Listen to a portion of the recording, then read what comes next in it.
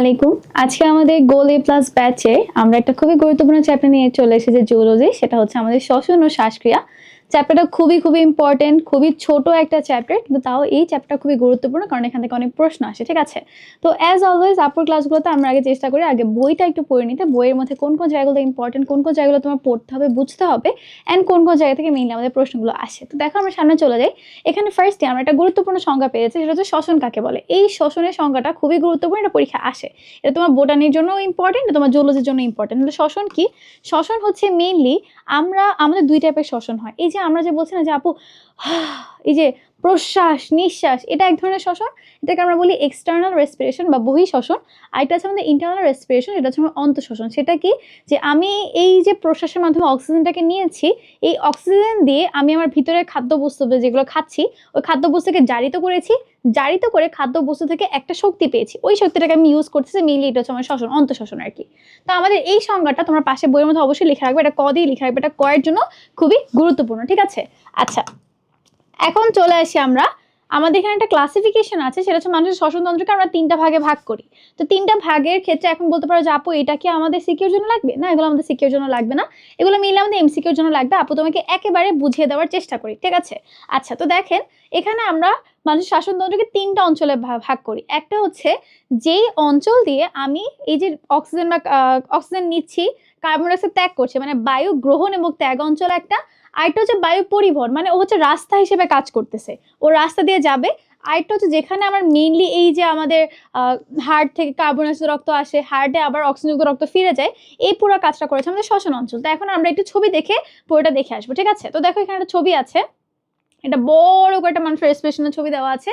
ওকে, এখন দেখেন আপনার এখানে ক্লাসিফিকেশন যদিও করে দেওয়া আছে, এই দেখেন আমাদের এখান থেকে যে আমাদের নাকের ফুটা, এই নাকের ফুটা বা তুমি নাসা গহ্বর থেকে বলতে পারো, নাসা গহ্বর থেকে আমাদের শুরু হয়ে এখানে আসে হচ্ছে আমাদের নাসা গলবিল। আমি একটা কালার ইউজ করি তাহলে তো আর ভালো দেখা যাবে, এক মিনিট হোয়াইট ইউজ করে দেখি। আচ্ছা, এই দেখো এই যে আমাদের নাসা গহ্বর দিয়ে এই যে আমাদের নাসা গলবিল, আমরা গলবিলের নাম শুনছি না? গলবিল কি? গলবিল জিনিস হচ্ছে ফেরিস। তো আমরা অনেকবারই গলবিল পড়ছি। তা আমাদের এই গলবিল তুমি বলতে পারো যে মানে তিনটা পার্ট আছে, ওটা আমরা আমাদের এখানে দুইটা পার্টে পড়বো, ঠিক আছে? তাহলে এখানে হচ্ছে আমরা পড়তেছি নেজোফ্যারিংস বা নাসা গলবিল। এরপর আমাদের একটা ওরোফ্যারিংস আছে, ওটা এখন লাগবে না। তো দেখো এই যে আমাদের নাসা গলবিল, তারপর আমরা পেয়ে যাচ্ছি হচ্ছে গ্লটিস কিসের ঢাকনা আপনারা আমাকে বলবেন, ঠিক আছে? আচ্ছা, যাই হোক, তারপরে দেখো আমরা এখানে পেয়ে যাচ্ছি আমাদের ভোকাল কর্ড বা স্বর যন্ত্র। এই যে আমি কথা বলতেছি, এই যে তুমি কথা বলতেছো, এই কথাগুলো কিভাবে আসতেছে? কারণ আমাদের এখানে ভোকাল কর্ড আছে, এখানে পেশি টানের কারণে আমি এখানে সাউন্ডটা রেজোনেন্স শুনতে পাচ্ছি, ঠিক আছে? যাই হোক, তো আমাদের এই পর্যন্ত গেল বায়ু গ্রহণ ও ত্যাগ অঞ্চল। দেখো ঠিক এই পর্যন্ত, তুমি গলার এই পর্যন্ত চিন্তা করতে পারো। এরপর চলে আসে আমাদের এই যে পরিবহনে কারা ভূমিকা রাখছে। তো দেখেন আমাদের এই যে গলবিলটা এখানে আপনার করতে করতে দেখো পিছনে নিচে চলে আসলো কি আমাদের ট্রাকিয়া হয়ে, ঠিক আছে? তো দেখো ট্রাকিয়া এই পর্যন্ত ছিল আমার ট্রাকিয়া হওয়ার পরে সে দুইটা ফুসফুসে ঢুকে গেছে। এটা আমার ধরো এখান থেকে চিন্তা করলে আমরা চিন্তা করি এটা আমার ডান ফুসফুস, এটা আমার বাম ফুসফুস। তো এই যে ডান ফুসফুসে ঢুকে গেল, বাম ফুসফুসে ঢুকে গেল। দেখো যদিও ওদের ক্ষেত্রে ছবিটা একটু উল্টা হয়ে গেছে, যাই হোক ওদের ক্ষেত্রে এটা হচ্ছে তোমার রাইট, এটা হচ্ছে তোমার লেফট, ঠিক আছে? তো দেখো এই যে ডান ফুসফুসে ঢুকে সে তিনটা মেজর ভাগে ভাগ হয়ে গেছে, বাম ফুসফুসে ঢুকেও সে হচ্ছে ভাগ হয়ে গেছে। ওকে, এই ভাগগুলোকে আমরা বলতেছি হচ্ছে এক বচনে বলি ব্রঙ্কাস, বহু বচনে বলি ব্রঙ্কাই। এখন দেখো এগুলো অনেকগুলো শাখা প্রশাখায় ভাগ হয়েছে না? তো ধরো এই প্রথম যে শাখাটা তৈরি করছে তাকে আমরা বলতেছি প্রান্তীয় বা টার্মিনাল ব্রঙ্কিওল। এই পর্যন্ত আমরা বলছি তাকে বায়ু পরিবহন অঞ্চল। এরপরে প্রান্তীয় ব্রঙ্কিওল আরো শাখা প্রশাখা, ক্ষুদ্র শাখা প্রশাখায় ভাগ হয়ে তৈরি করে তোমার শ্বসন ব্রঙ্কিওল, যেখান থেকে অ্যাট্রিয়াম হয়ে আমাদের ফাইনালি অ্যালভিওলাস তৈরি হয় বা অ্যালভিওলার থলি তৈরি হয়। এই অ্যালভিওলার থলি বা অ্যালভিওলাসই হচ্ছে আমাদের মানে বলতে পারো আমাদের মেইন রেসপিরেশনের কাজকর্ম অ্যালভিওলাসের মধ্যেই হচ্ছে, ঠিক আছে? সো আমাদের এই যে প্রান্তীয় ব্রঙ্কিওল পর্যন্ত আমরা বলতেছি তাকে হচ্ছে বায়ু পরিবহন অঞ্চল। এরপর প্রান্তীয় ব্রঙ্কিওল থেকে শেষ করে শ্বসন ব্রঙ্কিওল থেকে শুরু করে অ্যাট্রিয়াম, অ্যালভিওলার নালী, অ্যালভিওলার থলি, যা যা সবকিছু মিলে হচ্ছে আমাদের কি? আমাদের হচ্ছে ওই যে শ্বসনের মূল অংশটা আর কি, ঠিক আছে? ওকে, এখন আমরা চলে যাই। তাহলে যেটা এখানে দেওয়া আছে দেখো যে শ্বসন ব্রঙ্কিওল, এই দেখো সম্মুখ নাসারন্ধ্র, এই যে আমাদের সম্মুখ নাসারন্ধ্র, তারপর নাসা গহ্বর, তারপর হচ্ছে পশ্চাৎ নাসারন্ধ্র, যেটা আরেকটা নাম হচ্ছে কোয়ানা, এরপরে নাসা গলবিল, তারপর ষড়যন্ত্র। এই পর্যন্ত আমাদের বায়ু গ্রহণ ও ত্যাগ, বায়ু পরিবহন অঞ্চল দেখে ফেললাম, শ্বসন অঞ্চল আলোচনা করা হয়ে গিয়েছে। ওকে, আশা করি আপনারা বুঝছেন এখন। এখন চলে আসে আপনাদের এখানে প্রত্যেকটা নাকের ভাগ দেওয়া আছে, মানে নাকের কোন অংশের মধ্যে কি থাকে। এটা আমাদের পেইড ব্যাচে দাগানো বই, তো এই বইটা অবশ্যই আপনারা পাচ্ছেন না, বাট অবশ্যই আপনাদের বই আমি আশা করি দাগানো আছে। তো এখান থেকে আপনারা কোন পার্টে কোন যদি স্পেশাল কিছু থাকে সেগুলো একটু পড়ে নেবেন। যেরকম দেখেন এখানে কি আছে, যে এই যে আমাদের নাকের মাঝখানে ভাগ দিয়ে দুটো নাকের ফুটা করে ফেলছে না, আমাদের নাক কিন্তু একটা, বাট নাকের ফুটা দুইটা। তো এই যে এখানে মাঝখানে থাকে আমার নেজাল সেপ্টাম, ঠিক আছে। তারপরে এই যে নাসা গহ্বরের মধ্যে কি থাকে, মিউকাস ক্ষরণকারী কোষ থাকে এবং অলফ্যাক্টরি কোষ থাকে। এই যে আমি যে স্মেল নিচ্ছি, এখানে একটা ভালো স্মেল, খাবারের স্মেল নিচ্ছি, খাবারের স্মেলগুলো আমি কিসের মাধ্যমে নিই, অলফ্যাক্টরি সেলের মাধ্যমে সেন্সগুলো গ্রহণ করি আর কি, ঠিক আছে। তো এটা কোথায় থাকে, আমাদের নেজাল ক্যাভিটির মধ্যে থাকে, ওকে। তারপর ধরো যে সিলিয়াযুক্ত মিউকাস কোষগুলো কি করে, এগুলো হচ্ছে তোমার ময়লা টয়লা যেগুলো আমাদের নাক দিয়ে প্রবেশ করে সেগুলোকে ঝেড়ে বের করে দিচ্ছে। আচ্ছা, এরপরে দেখো আমাদের পশ্চাৎনাসযন্ত্র, যেটা আপু বলছিলেন, এটার নাম হচ্ছে কোয়ানা। ষড়যন্ত্রের মধ্যে দেখো এই যে এখানে তোমার 9টা তরুণাস্থির টুকরায় গঠিত, তার মধ্যে 3টা বিজোড়, এগুলো জাস্ট নাম খেয়াল করবা, ঠিক আছে। থাইরয়েড, ক্রিকয়েড, এপিগ্লটিস, আর 3টা হচ্ছে জোড়, নামগুলো দেখবে। এর মধ্যে থাইরয়েডটা সবচেয়ে বড় থাকে, এটা পুরুষের ক্ষেত্রে একদম সামনে উঁচু হয়ে থাকে। আমরা দেখছি ছেলেরা ঢুক গলার সময় দেখবে যে একটা সামনে এরকম উঁচু হয়, সেটা মেনলি থাইরয়েড কার্টিলেজ, যেটা ছেলেদের ক্ষেত্রে আমরা নাম দিয়েছি অ্যাডামস অ্যাপেল, ঠিক আছে। তো যাই হোক, এগুলাই দেখলাম আমরা, ওকে। এবার থেকে কখনো মেডিকেল ভর্তি পরীক্ষা তেমন প্রশ্ন আসে না। বায়ু পরিবহন অঞ্চলের মধ্যে ট্রাকিয়া, দেখো ট্রাকিয়া কয়টা তরুণাস্থিতে নির্মিত, ট্রাকিয়া তোমার 15 থেকে 20টা তরুণাস্থিতে নির্মিত, যেগুলো সবগুলো হচ্ছে সি শেপ, মানে হচ্ছে সবগুলো এরকম শেপ, এরকম শেপ করে করে হচ্ছে আমার ট্রাকিয়া গঠিত হয়। পিছনের পার্টটুকু একদম অনুপস্থিত থাকে, ঠিক আছে, এটাকে আমরা ক্যারিনাও বলি। যাই হোক, চলে আসলাম এগুলো কারণে, এই তরুণাস্থি থাকার কারণে ট্রাকিয়া চুপসায় না। ব্রঙ্কাস, আশা করি আপনি তোমাদেরকে ব্রঙ্কাস বুঝাতে পারছি। ট্রাকিয়াটা নেমে 2 ভাগে ভাগ হয়ে যায়, এটাকে আমরা বলছি ব্রঙ্কাস। বাম ফুসফুসে 2টা শাখা যায়, ডান ফুসফুসে 3টা শাখা যায়, ঠিক আছে। আচ্ছা, তো এরপর এগুলো ভেঙে আরো ক্ষুদ্র ক্ষুদ্র ভাগে প্রান্তীয় শ্বসন ব্রঙ্কে সবকিছু তৈরি করলো। ফুসফুসের ক্ষেত্রে কি দেওয়া আছে, ডান ফুসফুসটা বড়, সবসময় রাখবে ডান জিনিসটা ভালো, তাহলে সে সবসময় বড় থাকবে। ডান ফুসফুসটা 625 গ্রাম আকারে বড়, 3টা লোব বিশিষ্ট, ফুসফুসের দ্বিস্তরী প্লুরাল পর্দাতে আবৃত থাকে। বাম ফুসফুসটা আকারে একটু ছোট থাকে। তারপরে ধরো হাইলাম কাকে বলে বা হাইলাস কাকে বলে, এটা মাঝে মাঝে পরীক্ষা আসে। এখন এই হাইলাম ওয়ার্ডটা তুমি তোমার বইয়ে 2বার পাবা, একবার পাবা হচ্ছে কিডনির মধ্যে, একবার পাবা হচ্ছে লাংসের মধ্যে, ঠিক আছে। তো হাইলামটা কি, হাইলাম মেইনলি আমরা আমাদের ক্লিনিক্যাল ভাষায় বা আমাদের এই ধরো মেডিকেলের ভাষায় হাইলাম ওয়ার্ডটা মানে বুঝি হচ্ছে যে কোনো একটা এন্ট্রেন্স, হ্যাঁ, দরজা। এই দরজা তুমি ঢুকবা, দরজা তুমি বের হবা, তাহলে তুমি কমন সেন্স খাটাও যে হাইলাম দিয়ে নর্মালি কি ঢুকার কথা। তো আমাদের জন্য ভালো যেগুলা, সেগুলো হচ্ছে আমরা হাইলাম দিয়ে ঢুকাবো। যেরকম ধরো আমাদের ধমনির মধ্যে কি যায়, ধমনির মধ্যে অক্সিজেন যুক্ত রক্ত যায়, ঠিক আছে। তো ধমনী গেল, তারপর ধরো এখানে আমার ব্রঙ্কাস ঢুকতে পারে, ঠিক আছে। তারপরে কি লাগবে, নার্ভ বলতে আমাদের স্নায়ুগুলা, সেগুলো লাগবে। কিছু কোষিজালিকা ঢুকতে পারো, ঢুকলো, তাহলে বের হবে কারা, বের হবে যেগুলো আমাদের লাগবে না, সেগুলো বের করে দিচ্ছে। এখন ফুসফুসের ক্ষেত্রে ওর কি লাগবে না, ওর অক্সিজেন আসলে এখন লাগবে না, ঠিক আছে, ও মেনলি অক্সিজেন ফিল্ট্রেশনের কাজটাই করে। তো ও কি করবে, ও তোমার শিরাটাকে বের করে দিচ্ছে। তো এই যে ধমনী, কোষিজালিকা, নার্ভ, ব্রঙ্কাস, এগুলো সব প্রবেশ করে আর বের হয়ে আসে হচ্ছে শিরা, ওকে। যাই হোক, এগুলো দেখলে এখান থেকে। তারপরে দেখো এই যে সবগুলা ধরো একটা বের হচ্ছে, এখন এতগুলো তো পোর্ট নাই। হাইলাম জাস্ট ধরো এটা আমার যদি লাংস হয়, ধরো আমার লাংস, এই জায়গায় হচ্ছে আমার হাইলাম আছে, এই একটা জায়গাতে সবাই ঢুকতেছে, একটা জায়গাতে বেরো হচ্ছে। তো এই জন্য দেখে মনে হয় কি যে মানে থাকে না, একদম মূলের মতো করে একটা কিছু বের হচ্ছে, যেন এটাকে আমরা কি বলি একসাথে, পালমোনারি মূল বা পালমোনারি রুট বলি। এই দেখো যে ব্রঙ্কাস, ধমনী, শিরা, লসিকা নালী ঘন যোজক টিস্যুতে পরিবেষ্টিত হয়ে পালমোনারি মূল গঠন করে। আচ্ছা, এর সাহায্যে তোমার ফুসফুসটা মিল এখানে ঝুলে আছে, ওকে। দেখো ডান ফুসফুস 10টা এবং বাম ফুসফুস 8টা সেগমেন্টে ভাগ থাকে, যেগুলোকে আমরা লোবিও, মানে এই সেগমেন্টগুলো অনেকগুলো লোবিওলে বিভক্ত থাকে, ওকে। আচ্ছা, এখন দেখে আসি, তো এই যে ট্রাকিয়ার মধ্যে তোমার প্রাইমারি ব্রঙ্কাস কি, লোয়ার ব্রঙ্কাস, সবকিছু বলছে। তো তোমাদের এগুলো আসলে লাগে না, এই যে আমরা মাত্র পড়লাম না যে এই যে আমরা হচ্ছে তোমার বাম ফুসফুসকে, ধরো আমার বাম ফুসফুস, আমার ডান ফুসফুস এখানে একটা নচ থাকবে হার্টের জন্য, এটা হচ্ছে আমার ডান ফুসফুস, ঠিক আছে। উল্টা বললাম, এটা আমার ডান ফুসফুস, এটা আমার বাম ফুসফুস, ওকে। এটা হচ্ছে রাইট, এটা হচ্ছে লেফট, ওকে। তো এই রাইটটা সে 10টা ভাগে ভাগ করা থাকে, এগুলো আমাদের ইয়াতে আসে, ধরো আমরা এগুলো মেডিকেল এসে পড়ি, তোমার লাগবে না। তো এখানে তোমার টোটাল 10টা সেগমেন্ট থাকে, এখানে তোমার টোটাল 8টা সেগমেন্ট থাকে, ঠিক আছে, 8টা করে সেগমেন্ট থাকে। এই 10টা সেগমেন্টের মধ্যে তোমার 10টা করে ভাগ হয়ে ঢুকে ব্রঙ্কাসটা, এখানে তোমার আবার হচ্ছে 8টা ভাগ হয়ে ঢুকে। তো এগুলোকে আমরা কি নামে রাখতেছি, লোবার ব্রঙ্কাস বা সেকেন্ডারি ব্রঙ্কাস থাকতেছে। এবার সেকেন্ডারির ভিতরে ঢুকে ধরো, এবার এখানে একটা ঢুকলো, এখানে একটা ঢুকলো, এখানে একটা ঢুকলো, ঠিক আছে। এবার এখানে ঢুকিয়ে ওরা আরো শাখা প্রশাখায় ভাগ হয়, যেগুলোকে আমরা কি নামে ডাকি, সেগমেন্টাল ব্রঙ্কাস নামে ডাকি। এগুলো তুমি জাস্ট দেখবা, প্রান্তীয় ব্রঙ্কের লঙ্কে সবকিছু এখানে বলা আছে, ওকে। আচ্ছা, তো দেখো এই যে প্রাইমারি ব্রঙ্কাস থেকে শুরু করে অ্যালভিওলাস পর্যন্ত ফুসফুসের অভ্যন্তরীণ গঠন চিত্র দেখে একটা উল্টানো গাছের মতো। তুমি একটু ছবিটার দিকে তাকাও, একদম এত ভাগে ভাগ হচ্ছে। আমরা জানি প্রান্তীয় ব্রঙ্কিওল শোষণ ব্রঙ্কিওল হবে, সেখান থেকে যে অ্যাট্রিয়াম অ্যালভিওলাস হবে, সব কিছু দেখতে একটা মনে হচ্ছে না ভিতরে একটা গাছ হয়ে গেছে। তো এটাই বুঝতে দেখো দেখতে একটা উল্টানো গাছের মতো মনে হয়, বলে একে আমরা সাধারণভাবে শ্বসন বৃক্ষ বলি। ঠিক আছে, আচ্ছা তো এখন দেখে আসি শ্বসন ব্রঙ্কিওল থেকে অ্যালভিওলাস পর্যন্ত অংশকে একত্রে শ্বসন একক বা রেসপিরেটরি ইউনিট বলা হয়। ঠিক আছে, তাহলে দেখো আমরা আগে হচ্ছে একটা পড়তাম যে মানে শ্বসনের একক কোনটা, শ্বসনের একক হচ্ছে আমাদের অ্যালভিওলাস, কিন্তু এখন আমরা দেখতে পাই শুধু অ্যালভিওলাস না, অ্যালভিওলাস ছাড়াও অ্যালভিওলাস পর্যন্ত আসার জন্য যে শ্বসন ব্রঙ্কিওল হয়, এই শ্বসন ব্রঙ্কিওল থেকে অ্যালভিওলাস পর্যন্ত পুরো জায়গাটাকে আমরা বলি হচ্ছে শ্বসনের একক। ঠিক আছে, আচ্ছা এখন আমরা সামনে মুভ করি। ওকে, ফুসফুসের কাজ খুবই খুবই ইম্পর্টেন্ট। আমরা ওর কিছু কমন কাজ জানি। ও কি করবে, ও তোমার অক্সিজেন মানে অক্সিজেন পাঠাবে শরীরের মধ্যে, কার্বন ডাইঅক্সাইডকে ফিল্ট্রেট করবে, এর মাধ্যমে সে কিছু তাপ বের করে দিবে। তো এই যে দেখো তাপমাত্রা নিয়ন্ত্রণ, পানি সংরক্ষণ, ইভেন এই যে শব্দ সৃষ্টিত এই যে ল্যারিংস, তো আমরা মনে করি আর কি ধরো ফুসফুসের সাথে একটু সম্পর্ক আছে। ঠিক আছে, আচ্ছা তো এখন 5 নম্বর পয়েন্টটা না খুবই খুবই গুরুত্বপূর্ণ একটা পয়েন্ট, এই জন্য এটা আলাদা করে দেখো হাইলাইট করা আছে। ইমিউনোগ্লোবিন ক্ষরণ করে। ইমিউনোগ্লোবিন কি, আমরা ধরো অ্যান্টিবডি একটা টাইপ বলতে পারো তুমি হচ্ছে ইমিউনোগ্লোবিন দিয়ে, তো তোমাদের লেভেল আসলে অ্যান্টিবডি বা ইমিউনোগ্লোবিনের পার্থক্য লাগবে না। যাই হোক, তুমি দেখো আমাদের ফুসফুস কিন্তু কিসে ভূমিকা রাখতেছে, আমাদের ইমিউন সিস্টেমে ভূমিকা রাখতেছে। ফুসফুস টিস্যু থেকে কি রিলিজ করে, ও সেরোটোনিন আর হিস্টামিন সংরক্ষণ করে, বিমুক্ত করে। এছাড়া ও ব্রাডিকিনিন ও প্রোস্টাগ্ল্যান্ডিন, এগুলো আপনারা চিনেন না, এগুলো হচ্ছে আমাদের বিভিন্ন কেমিক্যাল মেডিয়েটরস, এগুলো তোমার ধরো বিভিন্ন প্যাথোলজিক রিয়াকশন বলো বা কেমিক্যাল রিয়াকশনের মধ্যে বা হচ্ছে তোমার এই ইমিউন সিস্টেমের মধ্যে অনেক ভূমিকা রাখে। এখন তোমাদের এগুলো লাগবে না। ঠিক আছে, অ্যালভিওলার ম্যাক্রোফেজের মাধ্যমে জীবাণুকে আক্রমণ করে সে ধ্বংস করে গেল।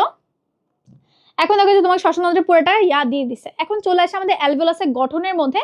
অ্যালভিওলাস আঁকতে আপনাকে মাস্ট মাস্ট মাস্ট বি হবে। ঠিক আছে, তো দেখেন অ্যালভিওলাসের মধ্যে আপনার এই অ্যালভিওলাসের গঠন একটা 5 স্টার ইম্পর্টেন্ট টপিক।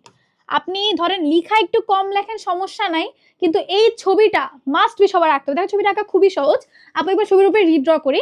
দেখো ফার্স্টে আমরা একটা 5টা, ওই যে আমরা স্টার আঁকি না, এরকম করে একটা স্টার আঁকি না, ধর একটা স্টারই এঁকে নিলা, স্টার এঁকে ভিতরে পার্টটুকু মুছে দিলা, তো এরকম করে আমি 5টা করলাম। ঠিক আছে, 5টা দেখছো, 5টা মাথা বের করলাম। ঠিক আছে, 5টা মাথা বের করলাম। এখন দেখো এর ভিতরে, দেখো এই পুরা পার্টের ভিতরে দিকে আমার কি আছে, একটা কেমন অ্যাব্রো থ্যাব্রো, কোনো শেপ নাই, কিরকম একটা জানি, তাই না? এটা কি দেখো, এটা হচ্ছে আমার অ্যালভিওলার ম্যাক্রোফেজ। আমরা পড়েছিলাম যে মনোসাইটি একটা পর্যায়ে কি টিস্যু থেকে এসে ম্যাক্রোফেজের মতো সে বড় হয়, অনিয়তাকার হয়, মানে একদম তোমার হচ্ছে অ্যামিবার মতো কোনো ডেফিনেট শেপ নেই, এরকম হয়ে আমরা তাকে কি বলি, অ্যালভিওলার ম্যাক্রোফেজ বলি। ঠিক আছে, তো দেখো এই অ্যালভিওলার ম্যাক্রোফেজ আমার ইমিউনিটির মধ্যে ভূমিকা রাখছে, গেল অ্যালভিওলার ম্যাক্রোফেজ।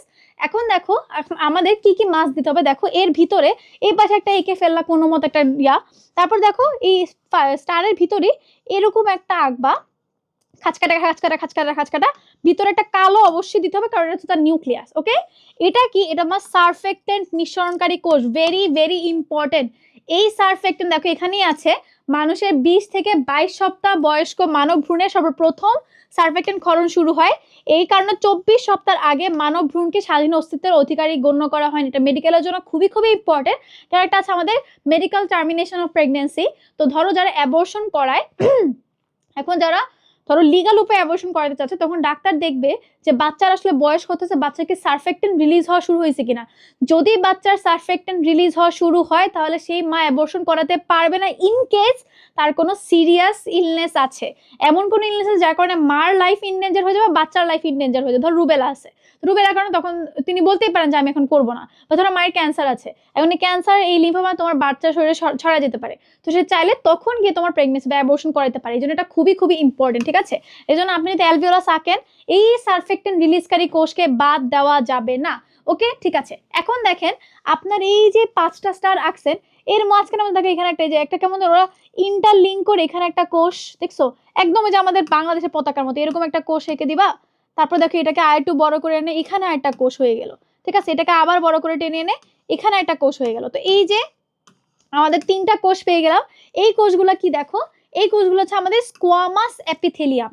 এপিথেলিয়ামই এক টাইপের, স্কোয়ামাস এপিথেলিয়াম মধ্যে এমন বুঝি যে মাছের আঁশের মতো একদম চ্যাপ্টা এপিথেলিয়াম, যার মধ্যে নিউক্লিয়াসটা আকারে অনেক বড় থাকে। ঠিক আছে, তো এগুলো কি আমার স্কোয়ামাস এপিথেলিয়াম। ওকে, গেল। তাহলে দেখো এরপরে তোমার মেইন জিনিস তুমি এঁকে ফেলছো। তুমি হচ্ছে তোমার সারফেক্টেন্ট রিলিজকারী কোষ এঁকে ফেলছো, তুমি তোমার অ্যালভিওলার ম্যাক্রোফেজ এঁকে ফেলছো, তুমি এখানে স্কোয়ামা এপিথেলিয়াম এঁকে ফেলছো। এখন দেখো এর ফাঁকে ফাঁকে কিছু এরকম যে তন্তুর মতো আছে না, এই তন্তুগুলো তোমার ইলাস্টিন তন্তু এবং কোলাজেন তন্তু।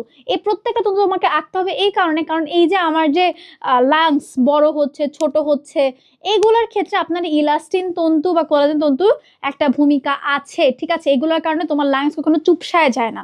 না হলে দেখো যে পরিমাণ তুমি বায়ু নিয়ে খেলাধুলা করতেছো, তোমার লাংস কিন্তু চুপসা যাওয়ার কথা বা অ্যালভিওলাস চুপসা যাওয়ার কথা, বাট অ্যালভিওলাস চুপসায় না কেন? লাংস না, আসলে লাংস গুলো অনেক ব্রড হিডিং এ হয়ে যায়, বাট মেইনলি তোমার অ্যালভিওলাসটা কেন চুপসাচ্ছে না? কারণ হচ্ছে এই ইলাস্টিন এবং কোলাজেন তন্তুর কারণে, যারা হচ্ছে তোমার স্ট্রেচিং এ হেল্প করে, ঠিক আছে। তাহলে আমরা সবকিছু এঁকে ফেলছি, আমাদের মোটামুটি সবকিছু শেষ, একটা জিনিস আঁকি নাই। এই যে অ্যালভিওলাসের কাজ কি বলতো? অ্যালভিওলাসের মধ্যে তোমার কার্বন ডাইঅক্সাইড আসে, সে এখানে অনেকগুলো কোষী জালিকা আছে, কোষী জালিকার মধ্যে দিয়ে ট্রান্সফিউশন পারফিউশন হ্যান সবকিছু করে অক্সিজেন যুক্ত রক্ত তোমার কাছে পাঠায়, বানায় লাংসে হার্টের কাছে পাঠায় দিচ্ছে। তাহলে তোমার কি, তুমি কি কোষী জালিকা আঁকছো একটাও? তাহলে এই যে দেখো, এই যে আমার এখানে একটা কোষী জালিকা, কিচ্ছু না, একটা জাস্ট এরকম একটা গোল্লা এঁকে এরকম একটা দিয়ে দিলে হয়ে যাবে, এটা হচ্ছে আমার কৌশিক নালী, ঠিক আছে। তো দেখো এখানে তোমার কিছু শ্বেত রক্তকণিকা এঁকে দিছে, বুঝাইছে আর কি। এই যেখানে আরেকটা কৌশিক নালী আঁকছে। এই ছবিটা এত সহজ কিন্তু এত ইম্পর্টেন্ট একটা ছবি। তো দেখো আমরা যা যা এর মধ্যে আছে সবকিছু পড়ে ফেলছি। এখন আমরা চলে আসি এই দেখো অ্যালভিওলাস নিয়ে। অ্যালভিওলাস ফুসফুসের গঠনগত ও কাজের একক। নবজাতক শিশুর কি কি লিখতে হবে সেটা অবশ্যই বলে দিচ্ছি, ঠিক আছে। এটা কি করে? এটা গ্যাস বিনিময় তল হিসেবে কাজ করে, খুবই ইম্পর্টেন্ট। আঙ্গুরের থোকার মতো অবস্থান করে। নবজাতক শিশুর ফুসফুসে মাত্র 20 মিলিয়ন অ্যালভিওলাই থাকে, 8 বছরের সংখ্যা 300 মিলিয়ন হয়ে যায়। এবং অন্যদিকে পূর্ণবয়স্ক সুস্থ মানুষের দিয়ে 2টা ফুসফুস থাকে, প্রায় 480 মিলিয়নের মতো তোমার অ্যালভিওলাস, মানে আস্তে আরো বাড়তেছে আর কি। এগুলো প্রায় কত সেন্টিমিটার? 11,800 বর্গ সেন্টিমিটার শ্বসন তল সৃষ্টি করতেছে। অ্যালভিওলাসের সংখ্যা দেওয়া আছে, ঠিক আছে। এখন দেখেন এই যে মানে অ্যালভিওলাস, এই যে পালমোনারি ধমনী থেকে, কারণ আমরা জানি পালমোনারি ধমনী কার্বন ডাইঅক্সাইড রক্ত নিয়ে ঢুকছে, এবার এখানে আমার কোষী জালিকাটাকে হ্যানত্যান আছে, তারপর সে অক্সিজেন যুক্ত রক্ত বের করেছে কিসের মাধ্যমে? পালমোনারি ভেইন বা পালমোনারি শিরার মাধ্যমে, ঠিক আছে। তাইলে আমরা বুঝতে পারছি যে দেখো এই যে পালমোনারি ধমনী থেকে এগুলোর উৎপত্তি হয়, পুনরায় মিলে পালমোনারি শিরা গঠন করলো। প্রত্যেক অ্যালভিওলাসের প্রাচীর অনেক পাতলা, যদি পাতলা না হইতো, প্রাচীর পাতলা না হলে তোমার গ্যাসিয়াস এক্সচেঞ্জ কখনই হতো না। গ্যাসিয়াস এক্সচেঞ্জ সেসব জায়গার মধ্যে হয় যেখানে তোমার পাতলা প্রাচীর থাকে, ওকে। আচ্ছা, তো যে দেখেন এখানে ফ্যাগোসাইটিক অ্যালভিওলার ম্যাক্রোফেজ থাকে, যেগুলা বহিরাগত জীবাণুকে ধ্বংস করে। এছাড়া তোমার প্রাচীরের মধ্যে কোলাজেন স্থিতিস্থাপক তন্তু থাকে, যেগুলোর কারণে প্রসারণের সময় অ্যালভিওলাস সহজেই প্রসারিত হতে পারে, আবার চুপসে যেতে পারে, ঠিক আছে। আচ্ছা, অ্যালভিওলাসের প্রাচীরে 2 ধরনের কোষ থাকে, এটা খুবই ইম্পর্টেন্ট। কি কি টাইপের? টাইপ 1 এবং টাইপ 2 সেল। এই টাইপ 2 সেলগুলো আমাদের কি করে? সারফেক্টেন্ট নামক একটা পদার্থ রিলিজ করে, যেটা ডিটারজেন্ট রূপে একটা ফসফোলিপিডের মতো ও মেইনলি তোমার ধরো লিপিডের মতো একটা ঘর্ষণ তল সৃষ্টি করে দিচ্ছে আর কি, ঠিক আছে। এটা ধরো লুব্রিকেন্টের মতো কাজ করতেছে। এই দেখো পৃষ্ঠটান হ্রাস করে, অ্যালভিওলাসের চুপসে যাওয়া থেকে রক্ষা করে, গ্যাসীয় বিনিময়টা তোমার সহজ হচ্ছে গেল, ওকে। এখন যারা শ্বাসপেশির মধ্যে মেইনলি আমাদের 2টা মাসেল কাজ করে, এগুলো কাজ আমরা একটু পরে পড়বো। আপু তোমাকে একটু পরে বুঝাবো যে আমাদের রেসপিরেটরি মুভমেন্টটা কিভাবে হচ্ছে। তো শ্বাসপেশির ক্ষেত্রে 2টা বেশি কারা কাজ করে? আমরা জানি আমাদের হার্টের মধ্যে, হার্ট বলতেছি আমি, রিবস, তাই না? ধর এটা আমার স্টারনাম, এটা হচ্ছে আমার স্টারনাম, সাপোজ স্টারনামের এই পাশে আমাদের অনেকগুলো করে রিবস আছে না? কয়টা রিবস আছে জানি আমাদের? কয়টা রিবস আছে? আচ্ছা, তোমার তো এটা তো ভুলে গেছি আমি, এটা যে রেকর্ড ক্লাস মাঝে মাঝে মনে থাকে না, ঠিক আছে। তো এই যে এখানে হচ্ছে আমাদের ইন্টারকোস্টাল, আচ্ছা বলি নেই, আমাদের 12 জোড়া রিবস থাকে। তো দেখেন এই যে আমার ফার্স্টে এটা একটা রিবস, এটা একটা রিবস, এর মাঝখানে ফাঁকা জায়গাগুলোর মধ্যে কি থাকে? মাসেল থাকে। যেহেতু 2টা আমরা বলি যে রিবস তো তোমার ডিরেক্ট এসে লাগতেছে না স্টারনামে গায়ে, ও হচ্ছে একটা কোস্টাল কার্টিলেজ, এটা তরুণাস্থি দিয়ে লাগতেছে। তো 2টা কোস্টাল কার্টিলেজের মাঝখানের মাসেলকে আমরা বলেছে ইন্টারকোস্টাল মাসেল, ঠিক আছে। তাহলে আমাদের এই যে শ্বসনের ক্ষেত্রে ইন্টারকোস্টাল পেশি একটা গুরুত্বপূর্ণ ভূমিকা রাখে। আরেকটা ভূমিকা রাখে হচ্ছে ডায়াফ্রাম। ডায়াফ্রাম কি? ধরো এই যে এখানে হচ্ছে আমার বক্ষগহ্বর শেষ হয়েছে, সাপোজ ধরো এখানে আমার বক্ষগহ্বর শেষ হয়েছে, এখানে হচ্ছে আমার সেই স্টারনাম, এখানে আমার সব রিবস টিপস যা যা সবকিছু আছে। তারপরে এখান থেকে আমার হচ্ছে ধরো এখান থেকে আমার অন্ননালী শেষ হয়ে এখানে আমার হচ্ছে পাকস্থলী সৃষ্টি হয়ে গেছে, ঠিক আছে। ধরো এখানে আমার পাকস্থলী, এখান থেকে আমার ক্ষুদ্রান্তর বৃহদান্তর, মানে বেসিক্যালি আমার এই যে বক্ষগহ্বরকে উদর গহ্বর থেকে আলাদা করে এরকম একটা ছাতার মতো একটা পেশি নাম হচ্ছে আমার ডায়াফ্রাম। কি? ডায়াফ্রাম। তাইলে আমার 2টা মাসেল কি? শ্বসন পেশি 2টা, কি একটা হচ্ছে ইন্টারকোস্টাল মাসেল, আর হচ্ছে তোমার ডায়াফ্রাম, ঠিক আছে। তো এখানে তোমার সবগুলোর কাজ আবার একেবারে সামারাইজ করা আছে, বসে বসে পড়বা মন চাইলে। শ্বসনতন্ত্রের কাজ অবশ্যই পড়বা এখান থেকে, এখান থেকে এই যে 3 নাম্বার পয়েন্টটা খুবই ইম্পর্টেন্ট, আমাদের নিঃশ্বাসের সাথে কিছু পরিমাণ পানি বের হয়ে যায়, ঠিক আছে। হোমিওস্ট্যাসিস, দেহ স্থিতাবস্থা রক্ষা করা, উদ্বায়ী গ্যাস, ক্লোরোফর্ম, ইথার, অ্যামোনিয়া কিছু ইত্যাদি গ্যাসও সে নিষ্কাশন করে থাকে।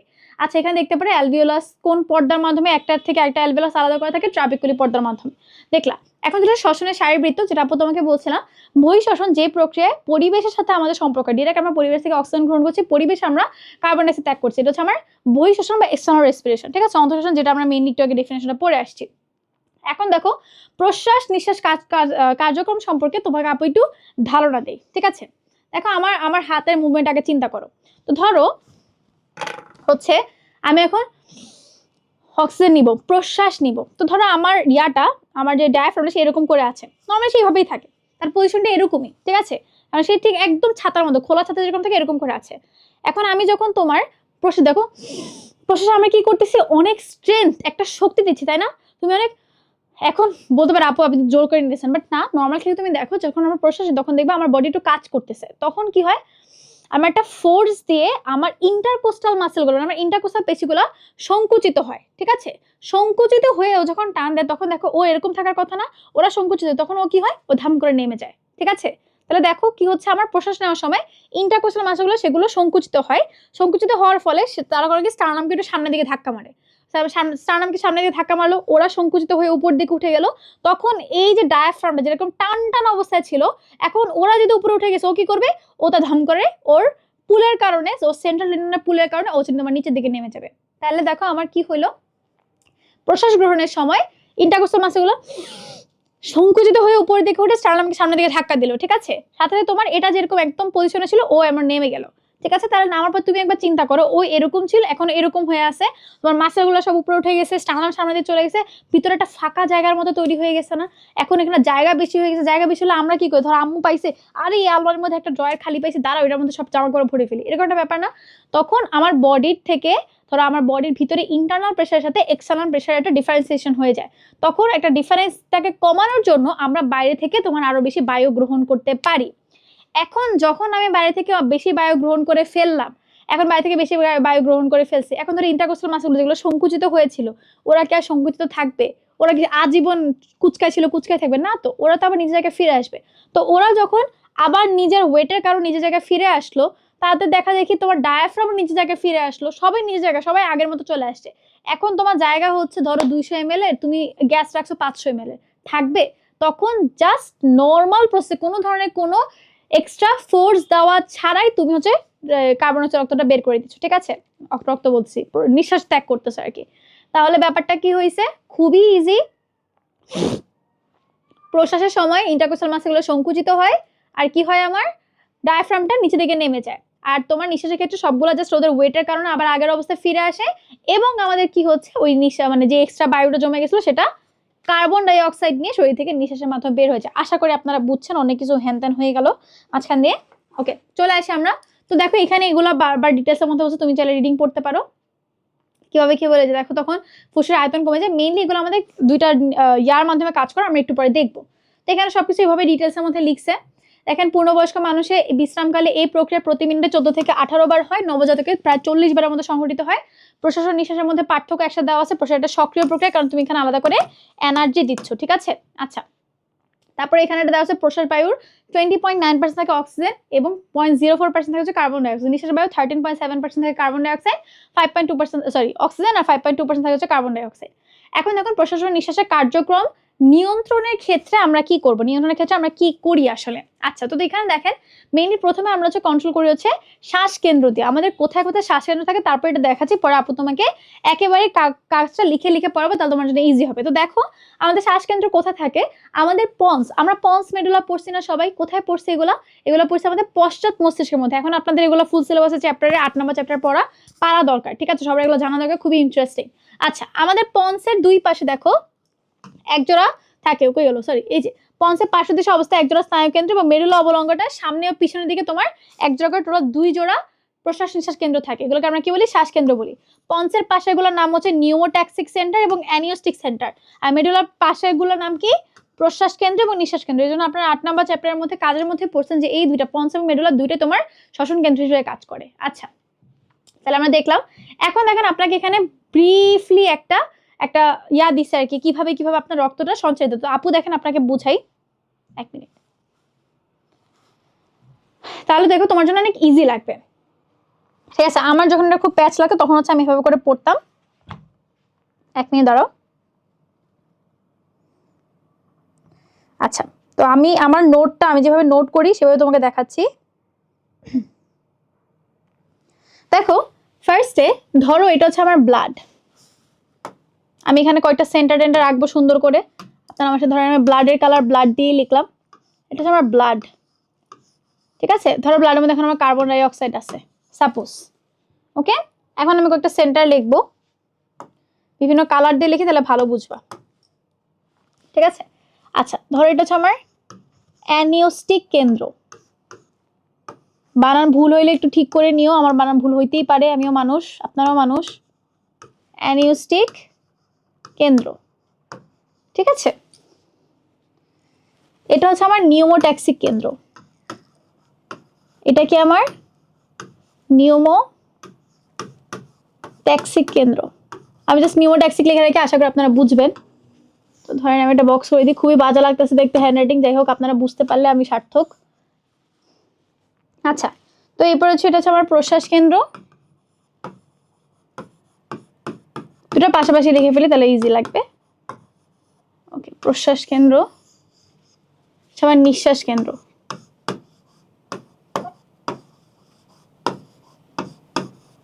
নিঃশ্বাস, নিঃশ্বাস লিখে রাখি। আচ্ছা, কেন্দ্র লিখে পরে বলো যে নিঃশ্বাস হয়ে যাচ্ছে। কেন্দ্র, ওকে ঠিক আছে। নিচে হচ্ছে ধরো আমার ডায়াফ্রাম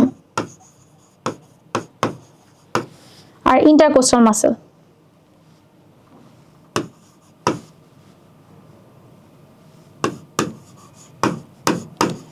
ইন্টারকোস্টাল পেশি।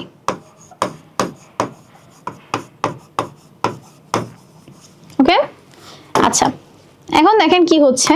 তো যখন আমার রক্তের মধ্যে কার্বন ডাই অক্সাইড বেড়ে গেছে বা আমার রক্তের মধ্যে কার্বন ডাই অক্সাইডের উপস্থিতি টের পাওয়া গেছে, তখন বডি বুঝছে কি না এখন আমরা অক্সিজেন নেওয়া লাগবে, কারণ রক্তের মধ্যে কার্বন ডাই অক্সাইড বেড়ে গেলে কিন্তু আমার সমস্যা, আমার লাগবে কি অক্সিজেন লাগবে। তো ধরো রক্তের মধ্যে কার্বন ডাই অক্সাইডের এই স্টিমুলেশনটা আসছে কার কাছে, অ্যানিওস্টিক সেন্টারের কাছে। কার কাছে আসছে, অ্যানিওস্টিক সেন্টারের কাছে আসছে। তো অ্যানিওস্টিক সেন্টার তখন বুঝছে যে ও ডিটেক্ট করছে হ্যাঁ হ্যাঁ ঠিক ঠিক, এখন আমার যদি মানে ইয়া না করি অক্সিজেন না তাহলে সমস্যা হয়ে যাবে। তখন কি করবে, ওর ডিরেক্ট এটা তোমার এই সিগন্যালটা কাকে পাঠাবে, প্রশ্বাস কেন্দ্রকে পাঠাবে। এবার প্রশ্বাস কেন্দ্র কি করবে, প্রশ্বাস কেন্দ্রের কাজ কি, ও যে তোমার ডায়াফ্রাম ইন্টারকোস্টাল মাসেলকে সিগন্যাল দেওয়ার মাধ্যমে ডায়াফ্রাম ওই যে নিচে দিকে নেমে যাবে, ইন্টারকোস্টাল মাসেল সংকুচিত হয়ে যাবে, তোমার প্রশ্বাস হয়ে গেল।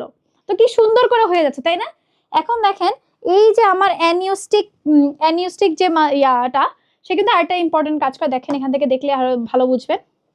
কোন কালারটা নিব, কোন কালারটা নিব, ধরো এটা যে কালারটা খুব বাজে হয়ে যায়, কালোই নেই সাপোজ, কারণ এখানে কোনো কালো কালার ইউজ করিনি তাই না। আচ্ছা, তো দেখেন তো প্রশ্বাস কেন্দ্র করে কি, প্রশ্বাস কেন্দ্র বলে না এত সুখ তো আমার সচ্ছে না, আমি করবো কি ওই প্রশ্বাস কেন্দ্র, কারণ তোমার ব্যাপারটা না খুব সিমুলটেনিয়াস থাকে। আমরা কিন্তু এই যে কথা বলার মাঝখানে কতবার নিঃশ্বাস প্রশ্বাস নিয়ে ফেললাম, একবারও টের পাইছি, টের পাই নাই কিন্তু। তো এই জন্য ব্যাপারটা আসলে খুব দ্রুত ঘটে। তো ধরো এই ব্যাপারটা যখন হয়ে গেল, তখন প্রশ্বাস কেন্দ্র থেকে একটা সিগন্যাল তোমার কোথায় চলে যায়, নিউমোট্যাক্সিক সেন্টারে চলে যায়। কোথায় চলে যাচ্ছে, নিউমোট্যাক্সিক সেন্টারে চলে যাচ্ছে। ঠিক আছে, আচ্ছা তখন নিউমোট্যাক্সিস সেন্টার করে কি, সে একটা ভেগাস নার্ভ পাঠায়। ভেগাস নার্ভ কোথায় পাঠাচ্ছে, লাংসে, ফুসফুসে পাঠাচ্ছে। ঠিক আছে, তাহলে সে একটা ভেগাস নার্ভ পাঠায় ফুসফুসে, গিয়ে দেখলো যে ফুসফুস একদম টান টান অবস্থা আছে, মানে ফুসফুস এখন বায়ু নিয়ে একদম খেতে একদম পেট ভরে আছে। তখন নিউমোট্যাক্সিস সেন্টার বুঝে যে না, এখন ফুসফুসের যেহেতু মানে ও কিভাবে বুঝে, ফুসফুসের যে প্রাচীরের মধ্যে রিসেপ্টর গুলো আছে সেগুলো একদম টান টান হয়ে আছে, তো ওই স্ট্রেচ দেখে সে হচ্ছে ডিটেক্ট করে ফেলে, বলে আচ্ছা ঠিক আছে এখন আমার দ্রুত এই প্রসেসটাকে বন্ধ করতে হবে। তখন তোমার কি করে, এই যে নিউমোট্যাক্সিক সেন্টারটা সে কার মাধ্যমে, ভেগাস নার্ভ। তোমরা এটা পড়ছো ওই যে আমাদের কর্টেক্স নার্ভের মধ্যে, কত নাম্বার নার্ভ তোমরা কমেন্টের মধ্যে বলবা। ঠিক আছে, তখন কি করবে সে, এই ভেগাস নার্ভের মাধ্যমে, এই যে আমি লিখে রাখি স্টপ বা ইনহিবিটর একটা ইয়া হচ্ছে কোথায় পাঠাচ্ছে, অ্যানিস্টিক সেন্টারে পাঠাচ্ছে। যে অ্যানিস্টিক সেন্টার তুমি এখন থামো ওকে আর প্রশ্বাস কেন্দ্রকে আর পাঠানো লাগবে না, ও বুঝে গেছে অনেক যথেষ্ট নিয়ে ফেলছে। তখন অ্যানিস্টিক সেন্টার ডেটা ডিটেক্ট করে বলছে ঠিক আছে এখন প্রশ্বাসটাকে কমাই দিচ্ছি। ঠিক আছে, তো ডিরেক্ট কোথায় চলে আসলো, প্রশ্বাস কেন্দ্রের মধ্যে চলে আসলো। ওকে, আচ্ছা তো ধরো তখন এই সিমিলার টাইমে ও শুধু প্রশ্বাসকে বন্ধ করেই দম নেয় নাই, এই নিউমোট্যাক্সিস সেন্টার সে তো একটা ঘাতক, সে করছে কি তোমার আরেকটা সিগন্যাল সে কোথায় পাঠিয়ে দিচ্ছে, নিঃশ্বাস কেন্দ্রের মধ্যে পাঠিয়ে দিছে। তখন নিঃশ্বাস কেন্দ্র কি করবে, সে অ্যাক্টিভেট হয়ে তখন সে আলটিমেটলি তোমার এইগুলোর মাধ্যমে আবার তোমার কি করতেছে, নিঃশ্বাস করতেছে। তাহলে এই প্রক্রিয়াটা তোমার বারবার চলমান হচ্ছে। দেখো আপু আবার রিক্যাপ করি। ফার্স্ট তোমার কার্বন ডাইঅক্সাইড ডিটেক্ট করলো, ডিটেক্ট করে এই স্টিমুলেশনটা আমার কোথায় নিতে হবে, আমার অ্যানিস্টিক সেন্টারে নিতে হবে, কারণ আমার এখন প্রশ্বাস শুরু করতে হবে, কার্বন ডাইঅক্সাইড বাড়তে দেওয়া যাবে না। তারপরে অ্যানিস্টিক তোমার আসলে প্রশ্বাস কেন্দ্রে, তো প্রশ্বাস কেন্দ্রে যখন আসে, প্রশ্বাস কেন্দ্রে সুখ সহ্য হচ্ছে না, ও এই সিগন্যালটা যে দেখো আমি কিন্তু এখন প্রশ্বাস করতেছি, এটাও পাঠাতে নিউমোট্যাক্সি সেন্টারের কাছে। তো নিউমোট্যাক্সি সেন্টারে সে দুইটা কাজ করে, সে করতেছে কি, এক সে ভেগাস নার্ভ পাঠায় ফুসফুসের অবস্থা চেক করে সে এসে অ্যানেস্থেসিয়াকে বাধা দিচ্ছে, ভাই হয়েছে যা, থামো, আর করা লাগবে না। এরপর সে মানে সিমিলারলি আরেকটা সিগন্যাল এনে কোথায় দিচ্ছে, নিঃশ্বাস কেন্দ্রের মধ্যে দিচ্ছে, যাতে করে এক্ষেত্রে তোমার নিঃশ্বাসও হয়েছে। তো এরপরে দেখো এই সেম আরেক এরাও হচ্ছে স্টিমুলেশনের মাধ্যমে তোমার নিঃশ্বাসটাকে সম্পন্ন করছে। তো আমি আশা করি আপনারা বুঝছেন, বুঝতে পারলে আমি খুব খুশি হব আর কি। ড্রাইভার মতো ছিল কি না, ড্রাইভার ছিল না, সরি কই গেল,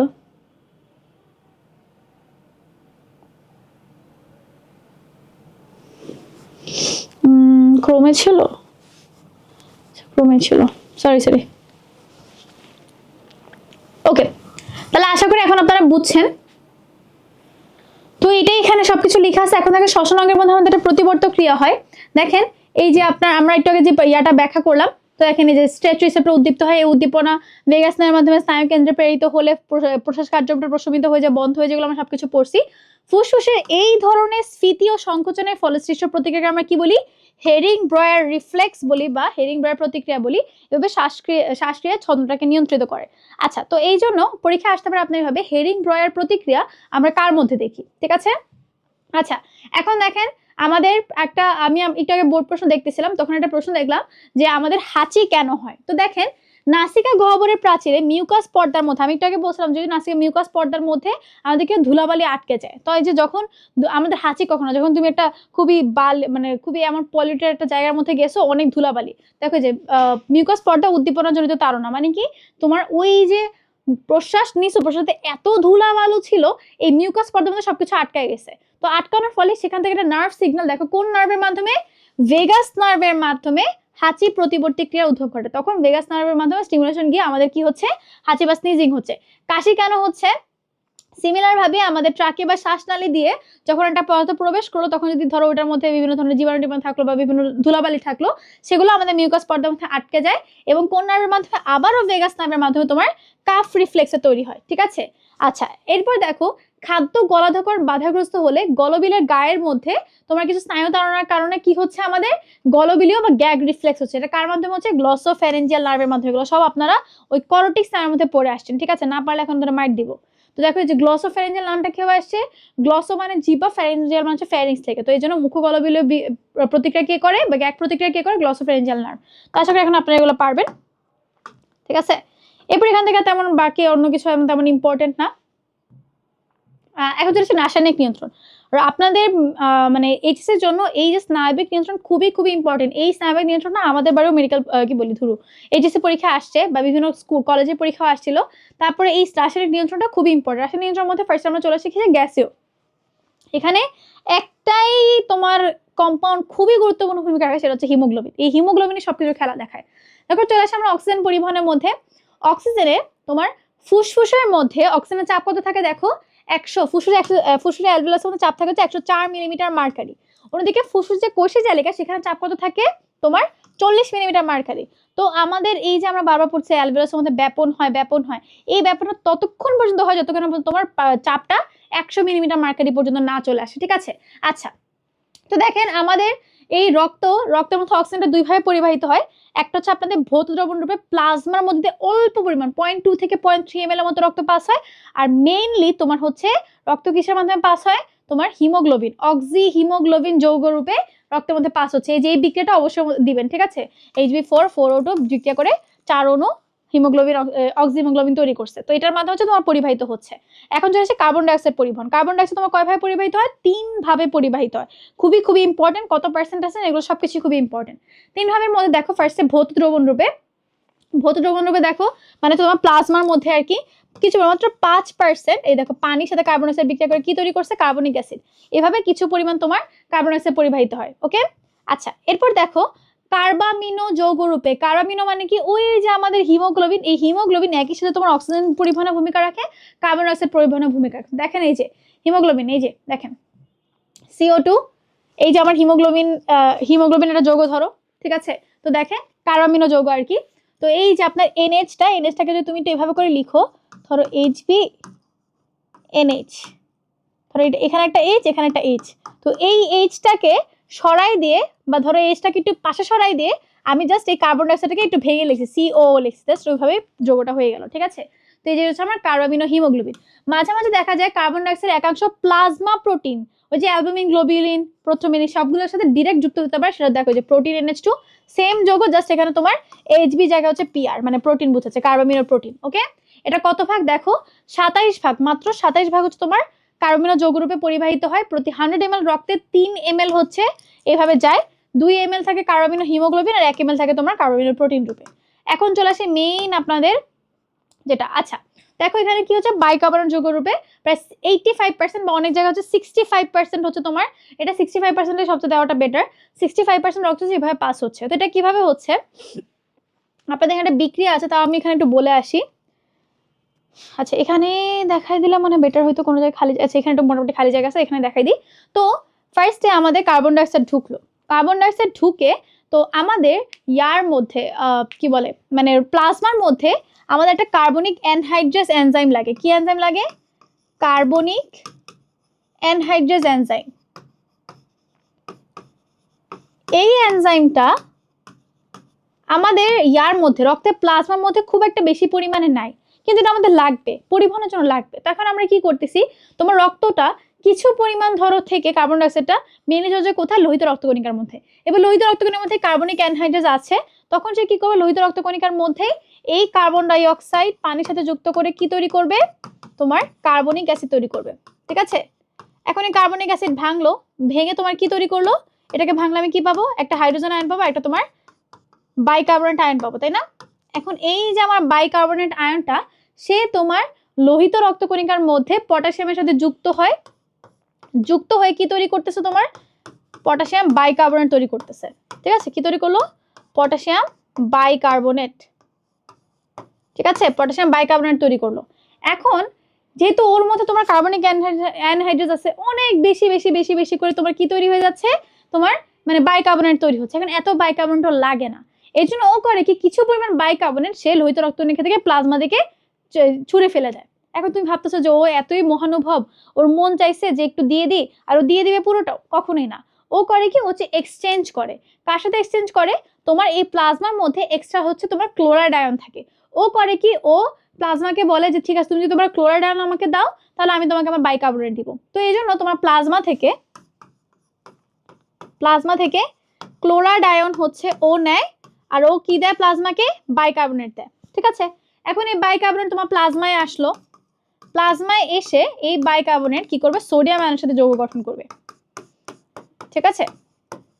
কি গঠন করলো, সোডিয়াম বাইকার্বনেট। তো আমরা ব্রড হেডিং এ বলি ভাবে যে রক্ত রসের মাধ্যমে সোডিয়াম বাইকার্বনেট রূপে কার্বন ডাইঅক্সাইড পরিবাহিত হয়, আর তোমার ইয়ার মাধ্যমে, লোহিত রক্তকণিকার মাধ্যমে পটাশিয়াম বাইকার্বনেট রূপে তোমার পরিবাহিত হয়। তো এই যেখানে যে বিক্রিয়াগুলো লিখছি, এগুলো চেষ্টা করবেন পরীক্ষা হলে লিখে আসার, তাহলে আপনার পরীক্ষাটা ভালো মার্কস পাওয়ার 100% সম্ভাবনা আছে। তারপরে এই যে এখানে যেটা দেখালে, সেটার নাম হচ্ছে আপনার ক্লোরাইড শিফট। আয়নিক সমতা রক্ষার জন্য আমি কি করি, ক্লোরাইড শিফট করি, ঠিক আছে, ক্লোরাইড শিফট। তাহলে আশা করি আপনাদের এই কনসেপ্টটুকু এখান থেকে ক্লিয়ার হয়ে গেছে। এই ক্লোরাইড শিফট বিজ্ঞানী হ্যামবার্গার আবিষ্কার করছে বলে আমরা হ্যামবার্গার শিফট বলি। যে বহিঃশ্বাসন এবং অন্তঃশ্বাসনের মধ্যে পার্থক্য আছে, এগুলো আপনার খ নাম্বারের জন্য লাগে, তো এগুলো একটু ভালো করে পড়ে নেবেন, ঠিক আছে। এগুলো খ নাম্বারের জন্য ইম্পর্টেন্ট প্রশ্ন। এখন দেখো শ্বসনের শ্বাসসংযোগের ভূমিকা, আপনি একটু আগে দেখেছেন হিমোগ্লোবিন কত বড় ভূমিকা রাখছে, এখানে একটু ওই জিনিসপত্র লিখে রাখছে, এগুলো ভালো করে পড়বেন। আচ্ছা এখন চলে আসে শ্বাসনালীর সমস্যার মধ্যে। শ্বাসনালীর সমস্যার মধ্যে কমনলি আপনাদের পরীক্ষা আসছে সাইনোসাইটিস নিয়ে। তো দেখেন আমাদের নাকের এই পাশে আমাদের এখানে অনেকগুলো বোনস আছে, ঠিক আছে। এটা ধরুন আমার ফ্রন্টাল বোন, এই পাশে হচ্ছে আমার গালের বোনগুলো ম্যাক্সিলা বোন, এখানে আমার ম্যান্ডিবল, চোখের একদম ভিতর দিকে অ্যাথময়েড বোন, এছাড়াও অনেক বোন আমাদের এখানে নেজাল কঙ্কা টঙ্কা, নাকের অনেক বোনস আছে। এখন এই বোনসগুলোর মধ্যে কিন্তু অনেক ম্যাক্সিমাম হচ্ছে আপনার ফাঁপা বোন। ফাঁপা বোন বলতে কি, যে ভিতরে আপনার বায়ু থাকার কথা। এখন কোনো কারণে, কোনো জীবাণু দ্বারা আক্রমণ হলে বা কোনো ভাইরাসের কারণে বা যে কোনো কারণে কি হতে পারে, আপনার এখানে বাতাসের জায়গায় পানি বা কোনো ধরনের কোনো ফ্লুইড জমা হয়ে গেল। তখন কি হবে, আমাদের খুব বেশি ব্যথা করবে। তো আমাদের এই যেখানে যে ম্যাক্সিলা বোনটা, এই ম্যাক্সিলা বোনটার মধ্যে সবচেয়ে বেশি জায়গা থাকে, এবং আমাদের কমন যে সাইনোসাইটিস সেটা হচ্ছে আমাদের এই ম্যাক্সিলারি সাইনোসাইটিস, ঠিক আছে? এগুলো আপনারা হয়তো পড়ছেনই। তো দেখো এখানে তোমাকে ঊর্ধ্ব শ্বাসনালী কিছু সংক্রমণ দিছে, চিন্তা করো জাস্ট গলার উপরে পার্টটুকু চিন্তা করো, নাক, কান, সাইনাস, গলা আক্রান্ত হয় সাধারণত ঠান্ডা, টনসিলাইটিস, সাইনোসাইটিস, ল্যারিনজাইটিস মানে ল্যারিংসের সংক্রমণ, ওটাইটিস মিডিয়া কানের সংক্রমণ, ঠিক আছে? মধ্যকর্ণের সংক্রমণ ঊর্ধ্বনালী সংক্রমণের মধ্যে পড়ে, ঠিক আছে? নিম্ননালী সংক্রমণের মধ্যে কি পড়ে? মেইনলি আমাদের গলা থেকে শুরু করে ফুসফুস পর্যন্ত। তাহলে দেখো শ্বাসনালী, ফুসফুস আক্রান্ত হয়, ফ্লু, ব্রঙ্কাইটিস, নিউমোনিয়া, এগুলো সবকিছু দেখবা। সাইনোসাইটিসের ডেফিনেশন সহ, সাইনাস কোথায় থাকে দেখো, যে মাথা খুলিতে মুখমণ্ডলীয় অংশ নাসা গহ্বরের দুই পাশে অবস্থিত 4 জোড়া, কয় জোড়া? 4 জোড়া বা 8টা বিশেষ গহ্বরকে আমরা বলেছি সাইনাস বা প্যারানেজাল সাইনাস। কি কি আছে আমাদের এখানে? ম্যাক্সিলারি সাইনাস, এই যে এই জায়গাটার মধ্যে ছবি দেখলে বুঝবা, ঠিক আছে? এই যেটা হচ্ছে আমাদের ম্যাক্সিলারি সাইনাস, এই যে আমাদের ম্যাক্সিলারি সাইনাস, এগুলো হচ্ছে, এটা হচ্ছে আমাদের ম্যাক্সিলারি সাইনাস। তারপরে হচ্ছে আমার ফ্রন্টাল সাইনাস, দেখো কত বড়। আচ্ছা, এরপরে দেখো এই যে আমাদের চোখের এই পাশে হচ্ছে এথময়েড সাইনাস, আর এই পাশে হচ্ছে আমাদের স্ফেনয়েডাল সাইনাস, ঠিক আছে? এগুলো দেখলাম। দেখো যে ভাইরাস, ব্যাকটেরিয়া, সাইনাসাইটিসের সংজ্ঞা লাগবে। ভাইরাস, ব্যাকটেরিয়া, ছত্রাকের সংক্রমণে বা অ্যালার্জিজনিত কারণে সাইনাসের মিউকাস পর্দায় যে প্রদাহ সৃষ্টি, তার নাম হচ্ছে আমার সাইনোসাইটিস। সাইনোসাইটিসের কারণে মেইনলি আমাদের খুবই সিভিয়ার হেডেক থাকে, মাথা ধরে যায়, একটু ইয়াতে ব্যথা করে, ঠিক আছে? সাইনোসাইটিসের প্রকারভেদ, অ্যাকিউট সাইনোসাইটিস, ক্রনিক সাইনোসাইটিস। রোগের কারণ এখানে দিয়ে দিচ্ছে human respiratory syncytial virus, parainfluenza virus, metapneumo virus, bacteria ক্ষেত্রে সেপ্টোককাস নিউমোনি, তারপর তোমার হিমোফাইলাস ইনফ্লুয়েঞ্জা, ছত্রাকের ক্ষেত্রে তোমার সাইনোসাইটিস হতে পারে। এছাড়া আমাদের পলিপ সৃষ্টি, নাকে পলিপ হচ্ছে আমাদের একটা কনজেনিটাল অ্যানোমালির মধ্যে পড়ে। তো এই পলিপ সৃষ্টি হলে তোমার কি হতে পারে, যে কি সমস্যা, আচ্ছা কি হতে পারে, আমাদের এই সাইনোসাইটিস হতে পারে, ঠিক আছে? আচ্ছা, দাঁতের ইনফেকশন থেকে মাঝে মাঝে দেখা যাচ্ছে দাঁত তুলতে গিয়েও তোমার হচ্ছে সাইনোসাইটিস হয়ে যেতে পারে। তারপর ধরো আমাদের ইউস্টেশন টিউবের সাথে হচ্ছে মেইনলি আমাদের গলার সাথে, মানে নেজোফ্যারিংসের সাথে মধ্যকর্ণের সম্পর্ক থাকে, ঠিক আছে? তো ইউস্টেশন টিউবের ব্লকেজের কারণে আমাদের সাইনোসাইটিস হয়ে যেতে পারে। এখানে অনেকগুলো কারণ দিচ্ছে, এগুলো খুবই ইম্পর্টেন্ট। রোগের লক্ষণ পর্যন্ত, রোগের লক্ষণে কি হবে তুমি দেখবা যে অনেক সময় আমার যখন সাইনোসাইটিস হয়েছিল তখন দেখেছিলাম যে আমার দাঁত প্রচুর ব্যথা করতেছে। তারপর দেখবা যে একদম নাক থেকে একদম হলুদ ধরনের মিউকাস টাইপের একদম বের হচ্ছে, ঠিক আছে? দীর্ঘ তীব্র মাথা ব্যথা থাকে, এটা তোমরা হয়তো জানো। জটিলতার ক্ষেত্রে মস্তিষ্কের সংক্রমণের ফলে মাথা ব্যথা, দৃষ্টিহীনতা থেকে শুরু করে মৃত্যু পর্যন্ত হতে পারে। চোখের সংক্রমণের ফলে পেরি অরবিটাল ও অরবিটাল সেলুলাইটিস সহ আরো জটিল রোগ হতে পারে, ঠিক আছে? এখন চলে আসি আমরা ওটাইটিস মিডিয়াতে। প্রতিকারটা অবশ্যই ভালো করে পড়বো। নর্মালি সাইনোসাইটিস থেকে কোনো ট্রিটমেন্ট লাগে বলতে হচ্ছে তুমি জাস্ট একটা মেনথল কিনে নিয়ে, ওই যে আমরা বলি না যে একটু পানি গরম করবা, ভ্যাপার নিবা, একটু দিয়ে ঢেকে নিয়ে ভাপ নিলে, যখন ভাপ নিলে কি হবে, এই বায়ুগুলো তোমার ওই পানিটাকে সরাই দিবে, এখানে যে ফ্লুইডগুলো যখন সেগুলোকে সরাই দিয়ে জায়গাটাকে আবার ইয়ারি করে ফেলবে, তখন দেখা যাচ্ছে তোমার এটা চলে যাচ্ছে। ওষুধ প্রয়োগের ক্ষেত্রে দেখো সাইনোসাইটিস চিকিৎসা 3 থেকে 4 সপ্তাহ পর্যন্ত চলতে পারে। আচ্ছা, এখানে তোমার প্রায় 102 থেকে 102.2 ডিগ্রি জ্বর থাকতে পারে, 2-3 সপ্তাহ ধরে কাশি থাকতে পারে, ঠিক আছে? আচ্ছা, ওটাইটিস মিডিয়া মানে মিডল, তাহলে আমার মিডল ইয়ারের মানে অসুখ হচ্ছে আমার ওটাইটিস মিডিয়া, ঠিক আছে? আচ্ছা দেখো, গলবিলের সাথে মধ্যকর্ণের সংযোগ স্থাপনকারী ইউস্টেশিয়ান টিউবটি অধিকাংশ সময় তোমার বন্ধ থাকে, শুধু ঢোক গেলার সময় খোলা থাকে। কোনো কারণে যদি কোনো জীবাণু এই নালী দিয়ে এসে মধ্যকর্ণের প্রদাহ সৃষ্টি করে, সেটা হচ্ছে আমার ওটাইটিস মিডিয়া। ওটাইটিস মিডিয়া আমার হয় 3 টাইপের, acute otitis media, chronic otitis media, আর হচ্ছে তোমার ওটাইটিস মিডিয়া উইথ ইফিউশন, ঠিক আছে? টাইমটা দেখবা 2 থেকে 4 সপ্তাহ, এর থেকে বেশি হলে তোমার ক্রনিক, আর হচ্ছে তরজমা থাকলে আমরা সেটা বলে ওটাইটিস মিডিয়া উইথ ইফিউশন। রোগের প্রধান কারণ অনেকটা তোমার হচ্ছে ওই সাইনোসাইটিসের মতনই, কোনো কারণে অ্যাডিনয়েড হচ্ছে মেইনলি তোমার নাসিকা মানে হচ্ছে নেজোফ্যারিংসের পাশে কিছু থাকে তোমার লসিকা গ্রন্থি, সেগুলো ফুলে গেলে হতে পারে। যেসব মারা বাচ্চাদেরকে দুধ কম খায় তাদের হতে পারে, শুধু রোগ প্রতিরোধ ক্ষমতা কম থাকলে। দেখো কাদের বেশি হয়, 4 মাস থেকে 4 বছর শিশুদের বেশি হয় ডে কেয়ার সেন্টারগুলোতে, যেখানে তোমার অনেকগুলো বাচ্চা থাকে, প্লাস মানে বুঝতে পারছে ডে কেয়ার রাখছে মানে মা ঠিক মতো দুধ টুধ খাওয়াচ্ছে না, ঠিক আছে? মেইনলি বাচ্চাদেরই হয় এই রোগটা বেশি। গেল আমাদের এখানে তোমার প্রতিকার অবশ্যই ভালো করে পড়বা, প্রতিকার প্রতিরোধ এগুলো খুবই গুরুত্বপূর্ণ। আপনাদের 5 নম্বর চ্যাপ্টার থেকে প্রশ্ন আসলে এই চ্যাপ্টারগুলো, এই টপিকগুলো থেকে আসতে পারে, ঠিক আছে? আচ্ছা দেখো, যে চিকিৎসা ক্ষেত্রে কি করবা, যে ওই যে কানের মধ্যে অ্যান্টিহিস্টামিন জাতীয় ওষুধ দিবা, কানের ড্রপ দিবা, শতকরা 2-3 ফোঁটা মিনারেল অয়েলও দেওয়া যেতে পারে। তারপরে কান দিয়ে পুঁজ পড়ার মতো অবস্থা বারবার ঘটলে নাক কান গলা মানে ইএনটি স্পেশালিস্টকে দেখায় টিম্প্যানোস্টমি টিউব নামক বিশেষ নলের সাহায্যে আধুনিক চিকিৎসা দিবা। তারপর যে কানের পর্দা ছিদ্র হয়ে গেলে মাইরিঙ্গোপ্লাস্টি নামক অস্ত্রোপচার করবা। অধূমপায়ী এবং ধূমপায়ী মানুষের এই যে এক্সরের তুলনাটা, এটা আপনার গ ঘ খ সব কিছুর জন্য, মেইনলি তোমার খ আর ঘয়ের জন্য এটা খুবই ইম্পর্টেন্ট একটা প্রশ্ন, ঠিক আছে? খুবই খুবই ইম্পর্টেন্ট, ঠিক আছে? তো নর্মালি কি হয়, একদম কমন ক্ষেত্রে অধূমপায়ীদের ওদের ধূমপানের ফলে এই যে ফুসফুসের জায়গাগুলো ছিঁড়ে টিরে একদম ফুসফুসটা আকারে বড় হয়ে যায়, ঠিক আছে। আচ্ছা, তো দেখে ফুসফুসের আকৃতি কিভাবে স্বাভাবিক থাকে হচ্ছে এই যে অধূমপায়ীদের ক্ষেত্রে। তারপরে দেখেন এই যে অ্যালভিওলাসের প্রাচীরগুলো সুন্দর মতো, সিলিয়াগুলো স্বাভাবিক থাকে। কারণ সিলিয়াগুলো নর্মাল যে কাজ করে, ধরো ও ধুলাবালি সরায়, ও ময়লা আবর্জনা পরিষ্কার করে, সেই কাজগুলো করে। বাট অধূমপায়ীরা সিগারেট টিগারেট খেয়ে একদম সিলিয়া টিলিয়া সব কিছু নষ্ট করে ফেলে। আচ্ছা, তারপরে দেখো এমফাইসেমা। এমফাইসেমা মানে কি? ওই যে তোমার ফুসফুসটা আকারে বড় হয়ে যায়, তো এমফাইসেমার চিহ্ন দেখা যায় ধূমপায়ী দেখেছে। এগুলো একটু ভালো করে পড়বা, ঠিক আছে। ক্যান্সার সেল, টিউমার সেলের প্রেজেন্স থাকতে পারে ধূমপায়ীর ক্ষেত্রে। তারপরে ফুসফুস হৃৎপিণ্ডের ছায়াটা একদম ঠিক মতো দেখবা তুমি এক্সট্রার মধ্যে, কিন্তু ইয়ার ক্ষেত্রে ধূমপায়ীর ক্ষেত্রে দেখা যায় কি হৃৎপিণ্ডের প্রচ্ছায়াটা ফুসফুসের তুলনায় ছোট হয়, কারণ ফুসফুসটা একদম বড় হয়ে এমফাইসেমা হয়ে বড় হয়ে যায়, ঠিক আছে। আচ্ছা, তো এখান থেকে চলে গেলাম আমরা ধূমপানজনিত শ্বসনজনিত, এগুলো তোমরা আমার থেকে ভালো মানে পড়তে পারবে, এগুলো আসলে বুঝে দেওয়ার কিছু নেই। এখানে জাস্ট দেখবো ফুসফুসে ক্যান্সার হওয়ার কারণ কি, তা আমাকে ধরো তোমার নিকোটিন থাকে, টার্ট থাকে, নাইট্রোসিমেন্স থাকে, তারপর তোমার হচ্ছে পলিনিউক্লিয়ার হাইড্রোকার্বনস থাকে, এগুলোর কারণে তোমার ক্যান্সার হয় আর কি, ঠিক আছে। ফাইব্রোসিস কাকে বলে? ধূমপানের ফলে প্রাচীরগুলো অনেক মোটা হয়ে যায়, তাকে আমরা বলি যে ফাইব্রোসিস, ঠিক আছে। আচ্ছা, এখন চলে আসে কৃত্রিম শ্বাস প্রশ্বাস। আপনাদের একটা মজার ব্যাপার বলি, এই যে আর্টিফিশিয়াল রেসপিরেশন, বাস আমরা বলি যে সিপিআর দেই পেশেন্টকে, তো এটা না আমি আমার ইন্টার লাইফে আমার কাছে মনে হচ্ছে এর থেকে আজের টপিক আর হয় নাই। বিশ্বাস করো, আমি আমার বইয়ের এমন কোনো জায়গা রাখি না যে আমি রিডিং দিই নাই, একমাত্র এই টপিকটা ছাড়া। আমার কাছে মনে হচ্ছে জীবনও কোনোদিনই পরীক্ষা এই টপিক থেকে প্রশ্ন আসবে না।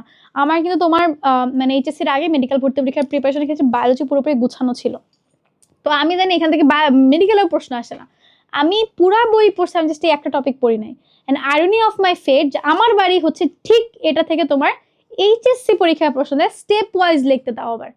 তো যাই হোক, অনেক হতাশ হয়ে গেছিলাম এই চ্যাপ্টার নিয়ে, আমার অনেক আশা ভরসা ছিল, কিন্তু কিসমতের মারা আমি হচ্ছে এই চ্যাপ্টার থেকে অ্যান্সার করতে পারলাম না। হ্যাঁ, কি বলবো আর।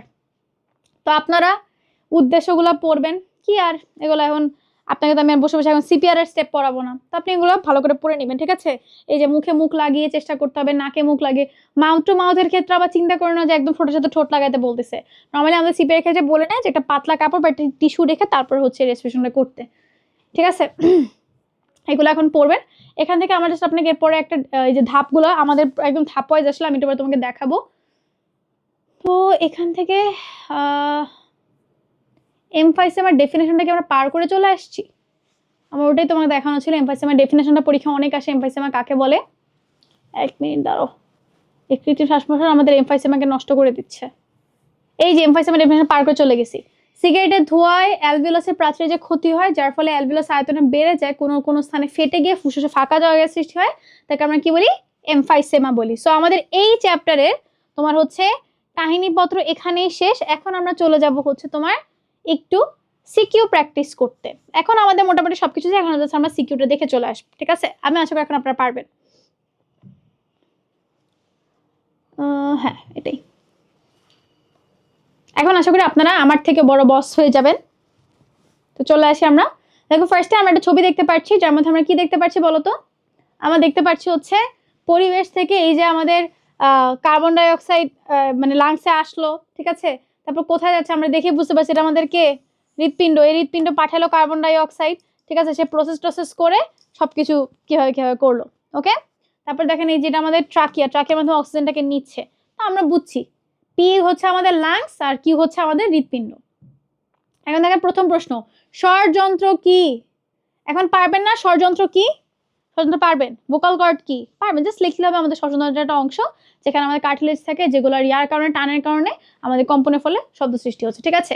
কখন কৃত্রিম শ্বাস প্রশ্বাস প্রয়োজন হয়? দেখছেন কখন প্রয়োজন হয়? কোনো পেশেন্ট ধরো মানে পানির মধ্যে ডুবে গেছে, মোস্ট কমনলি এটাই হয়। উপর থেকে পড়ে গেছে, তুমি রেসপিরেশন পাচ্ছ না, আগুনে পুড়ে গেছে, শ্বাস প্রশ্বাস নিতে পারছো, তখন তুমি হচ্ছে আর্টিফিশিয়াল রেসপিরেশন মাধ্যমে চেষ্টা করবা। যাই হোক, তোমাদের ওই লাস্টের পার্টের মধ্যে আছে। একজন নিয়মিত ধূমপায়ীর পি অঙ্গে, নিয়মিত ধূমপায়ীর পি অঙ্গের মধ্যে তুমি কি পরিবর্তন দেখবা? তাহলে কি দেখবা? ওই যে তার এমফাইসেমা হবে, তারপরে ধরো ফাইব্রোসিস হতে পারে।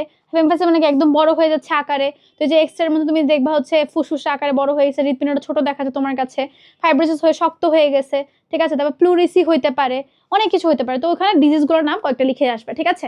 তাহলে পি অঙ্গের মধ্যে কি কি পরিবর্তন হলো আমরা বুঝলাম। উদ্দীপকের নির্দেশিত কিউ অংশ থেকে গ্যাসীয় পরিবেশে গ্যাসের পরিবহন পদ্ধতি ব্যাখ্যা করে। এখন এগুলো লিখতে পারবেন না যে আপনার হৃৎপিণ্ডের সাথে ফুসফুসে কিভাবে গ্যাসীয় পরিবর্তন হচ্ছে, এগুলো আপনাদেরকে হৃৎপিণ্ডের মানে রক্ত সঞ্চালনের ক্লাসের মধ্যে পড়াইছি। এরপর দেখেন চলে আসি, সাজু দীর্ঘদিন একটা তামাক কারখানায় কাজ করে সম্প্রতি তার শ্বসনতন্ত্রে বিভিন্ন জটিলতা দেখা দিয়েছে। তো ট্রাকিয়া কি লিখতে পারবেন এখন? ট্রাকিয়া কি? শ্বাসনালী বা ট্রাকিয়া। এখন আশা করি লিখতে পারবেন ট্রাকিয়া কি। আমাদের হাঁচির উদ্রেক হয় কেন, এটা আপনাদেরকে ওই পড়ানোর সময় বলে আসছিলাম। কেন? ওই যে জাস্ট কোনো ধুলাবালি মিউকাস পর্দার মধ্যে আটকে গিয়ে সেখান থেকে ভেগাস নামের মাধ্যমে স্টিমুলেশন আমার হাঁচির উদ্রেক হচ্ছে। আচ্ছা, উদ্দীপকের তন্ত্রটি গঠনগত কার্যকরী একক, তাহলে আপনাকে কি আঁকতে বসে বলেন তো? অ্যালভিওলাস।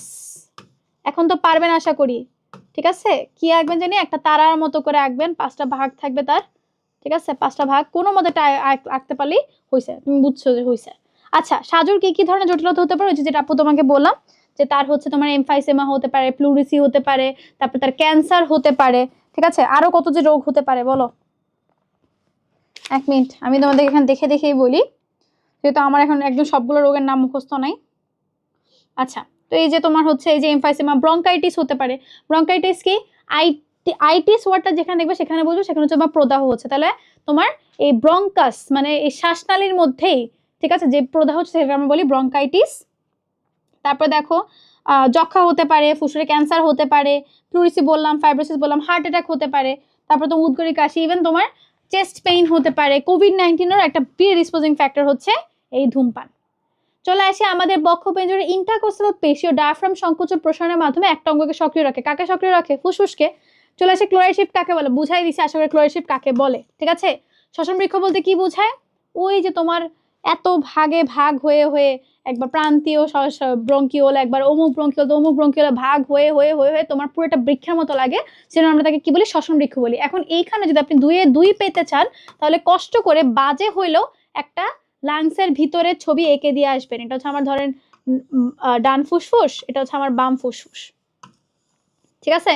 এরপরে এই যে দুইটা আপনার এখান থেকে আপনার ট্রাকিয়া আসলো, এখানে ভাগ হইলো, ঠিক আছে? ধরেন এখানে এসে ভাগ হইলো, 2টা ভাগে ভাগ হইলো।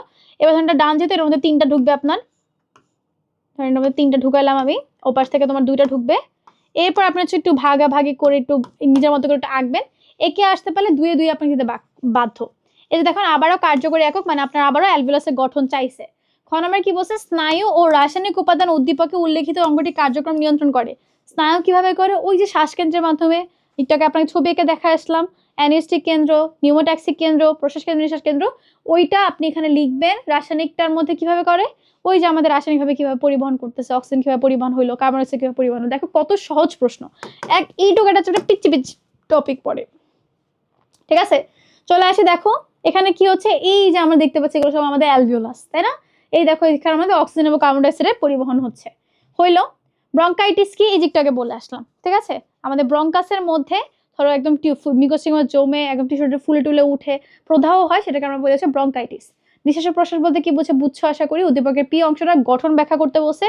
এখন কিন্তু তোমাকে কি বলো, পি কোনটা? পি হচ্ছে আমার অ্যালভিওলাস। পি কি আমার অ্যালভিওলাস? চিন্তা করো, পি কি আমার অ্যালভিওলাস নাকি ফুসফুস? এখানে কিন্তু আমার ফুসফুসের গঠন ব্যাখ্যা করতে হবে, নট অ্যালভিওলাসে, ঠিক আছে? এখানে কিন্তু আমার পিটা কিন্তু পুরোপুরি আমার লাংসকে বোঝাচ্ছে, ঠিক আছে? আচ্ছা, উদ্দীপকের পি এবং কিউ এর মধ্যে হ্যাঁ ঠিক আছে, পি এবং কিউ এর মধ্যে অক্সিজেন এবং কার্বন ডাইঅক্সাইডের বিনিময় কৌশল তোমাকে এখানে ব্যাখ্যা করতে বসে। তাহলে এখন তুমি ফুসফুস এবং অ্যালভিওলাসের মধ্যে কিভাবে কার্বন ডাইঅক্সাইড এবং অক্সিজেন বিনিময় হচ্ছে লিখতে পারবে না? সেম ওই স্নায়বিক এবং ইয়াটাই রাসায়নিকটাই, ঠিক আছে?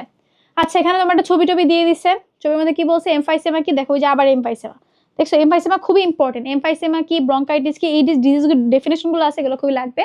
শ্বসনে শ্বাসসংযোগের ভূমিকা, শ্বাসসংযোগের মধ্যে আমরা একটাই কাজ পাইছি, কার কি? হিমোগ্লোবিনের। একটা হচ্ছে সে তোমার কি করে? হিমোগ্লোবিন, অক্সিহিমোগ্লোবিন তৈরি করে, আর হচ্ছে তোমার কার্বামিনো হিমোগ্লোবিন তৈরি করে, ঠিক আছে? আচ্ছা, এটা কি লিখছি এই ছবিটা? আচ্ছা, উদ্দীপকে উল্লেখিত অঙ্গ দ্বারা মানবদেহের সংক্রিত প্রক্রিয়া হচ্ছে তোমার শ্বসন প্রক্রিয়া ব্যাখ্যা করতে বলছে। উদ্দীপকে উল্লেখিত অঙ্গে এক্স রে অধূমপায়ী ও ধূমপায়ী মানুষের ক্ষেত্রে ভিন্ন হয় কেন? দেখছো খুবই ইম্পর্টেন্ট, তোমাকে বলছিলাম খ এবং ঘয়ের জন্য এই প্রশ্নটা খুবই ইম্পর্টেন্ট, পরীক্ষা আসে। চলে যাই আমরা এর পরের প্রশ্নে। বৈশাখ 23-এ দেখো, মানবদেহের শ্বাস প্রশ্বাস কার্যক্রম পঞ্চমেরুলা দ্বারা নিয়ন্ত্রিত হয় এবং রক্তের বিশেষ এক ধরনের রঞ্জক পদার্থে গ্যাসের বিনিময়ে সাহায্য করে। সাইনোসাইটিস কি? আমাদের এই দিকটাকে তোমাকে ডেফিনেশন পড়ে আসছি, ঠিক আছে? সাইনাসগুলোর প্রদাহ হচ্ছে সাইনোসাইটিস। এমফাইসেমা রোগের কারণ লিখতে বলছে। মেইন কারণ কি? ওই যে আমার টার, পলিনিউক্লিয়ার কার্বন, হ্যান ত্যান সবকিছু মিলাই হচ্ছে আমার ফুসফুসের আকারটা বড় হয়ে যায়। আকারটা বড় হয়ে কি ভিতর থেকে এমন ধ্বংস করে যে ফুসফুসটা এরকম বড় হয়ে যায় আকারে। আচ্ছা, উদ্দীপকে উল্লেখিত পদার্থটির কাজ উদ্দীপকের সাপেক্ষে ব্যাখ্যা করে। ওই যে পন্স এবং মেডুলা, পন্সের দুই পাশে দুইটা শ্বাসকেন্দ্র থাকে, মেডুলার দুই পাশে দুইটা শ্বাসকেন্দ্র থাকে, এগুলোর মধ্যে তোমার কিভাবে শ্বসনটাকে নিয়ন্ত্রিত করতেছে। আচ্ছা, উদ্দীপকে উল্লেখিত, আচ্ছা তারপরে দেখো, হ্যাঁ, উদ্দীপকে উল্লেখিত অংশে কার্যক্রমটি কিভাবে নিয়ন্ত্রিত হয়। ওকে, তাহলে দেখো এখানে তোমাকে দুইটা প্রশ্ন কিন্তু দুইভাবে আসে। দেখো, উদ্দীপকে উল্লেখিত পদার্থটির কাজ, পদার্থ বলতে কিন্তু এখানে তোমার মেইনলি হিমোগ্লোবিনের কথাটা বলছে, ঠিক আছে। তো দেখো গ নাম্বারের অ্যান্সারে কিন্তু হিমোগ্লোবিন আসবে এবং ঘ মেইনলি তোমার হচ্ছে পন্স এবং মেডুলা, ঠিক আছে। খেয়াল রেখো কিন্তু প্রশ্ন দেখে আবার কনফিউজ হয়ে যাও না, আবার ডাবল লেখো না। ওকে, বরিশাল বোর্ড 22-এ এটা মনে হয় আজকে লাস্ট প্রশ্ন, আমাদের কিডনি চলে আসে, এটা লাগবে না। আচ্ছা, আজকের চ্যাপ্টারের পড়ানো এগুলো নেক্সট ক্লাসে আলোচনা করবো। মানুষের মাথাকৃত মুখমণ্ডলীয় অংশে নাসা গহ্বরের দুই পাশে 4 জোড়া বিশেষ গহ্বর কি বুঝাচ্ছে? সাইনাস, প্যারানাসাল সাইনাস বুঝাচ্ছে, যা বাতাসের পরবর্তী তরলে পূর্ণ হলে জীবাণু দ্বারা সংক্রমিত হয়ে প্রদাহের সৃষ্টি করে। ডায়াফ্রাম কি? ডায়াফ্রাম হচ্ছে আমাদের একটা পর্দা, একটা মাংসল পর্দা, যেটা বক্ষ গহ্বর থেকে উদর গহ্বরকে আলাদা করে রাখছে। ওকে, ওটাইটিস মিডিয়া বলতে কি বুঝো? কানের সংক্রমণ। ওকে, উদ্দীপকে উল্লেখিত 4 জোড়া গহ্বরের নাম, তাহলে তোমার maxillary sinus, frontal sinus, ethmoid sinus আর হচ্ছে স্ফেনোইডাল সাইনাস, 4টা নাম। এবং ওগুলা কোথায় কোথায় থাকে, যদি তুমি ছবিটা এঁকে আসতে পারো, কোনো মতে একটা মুখ আঁকলা, ধরো কোনো মতে একটা মুখ আঁকলা, আচ্ছা বেশি বাজে হয়ে গেছে আবার, কোনো মতে আবার এত বাজে হয় কেউ না, পরে টিচার দেখে ভাবে যে তুমি রাক্ষস এঁকে রাখছো, রাক্ষস তো আঁকা যাবে না আবার পরীক্ষায়, ঠিক আছে। ধরো সাপোজ এটা একটা ফেস আঁকলাম আমি, তুমি দুটো চোখ আঁকলা, তো দুটো মনিটরে দিয়ে দিলে ভয় লাগবে নিজেই দেখে। তাহলে তুমি ধরো নাক আঁকলা, নাকটা খুবই ইম্পর্টেন্ট এখানে, ঠিক আছে। ধরো আমার কিন্তু ড্রয়িং অত বাজে না, বাট এখানে আমি আঁকতে পারতেছি না। ধরো এটা আমি নাক আঁকলাম, এক্সপ্লেনেশন দিচ্ছি, ওটা মজাই। ধরো এটা হচ্ছে আমি নাক আঁকলাম। ওকে, তো এখানে তুমি হচ্ছে কি দিবা? এখানে হচ্ছে আমার ম্যাক্সিলারি সাইনাস, তাই না? এই পাশ দুইটা জুড়ে হচ্ছে আমার কি? Frontal sinus. ওকে, এই পাশে কি ছিল জানি আমাদের? এই একদম এই পাশটার মধ্যে হচ্ছে আমার এথময়েডাল সাইনাস, আর এই পাশে ছিল আমার স্ফেনোইডাল সাইনাস। এটা যদি একে আসতে পারে টিচার তোমাকে খুশিতে তোমার 5 নাম্বার বেশি দিবে, ঠিক আছে। আচ্ছা, উদ্দীপকে উল্লেখিত প্রদাহ থেকে কিভাবে মুক্তি থাকবে? প্রতিকার, সাইনোসাইটিসের প্রতিকার রেখেছে, তুমি কি কি করবা? ওগুলা, ঠিক আছে। তাহলে আজকের ক্লাস আমাদের এই পর্যন্ত, আশা করি তুমি বুঝছো। যদি কোনো কিছু তাও না বুঝে থাকো আপুকে কমেন্টের মধ্যে জানাবা। সবাইকে অনেক ধন্যবাদ এতক্ষণ ধরে ক্লাসে থাকার জন্য। আল্লাহ হাফেজ।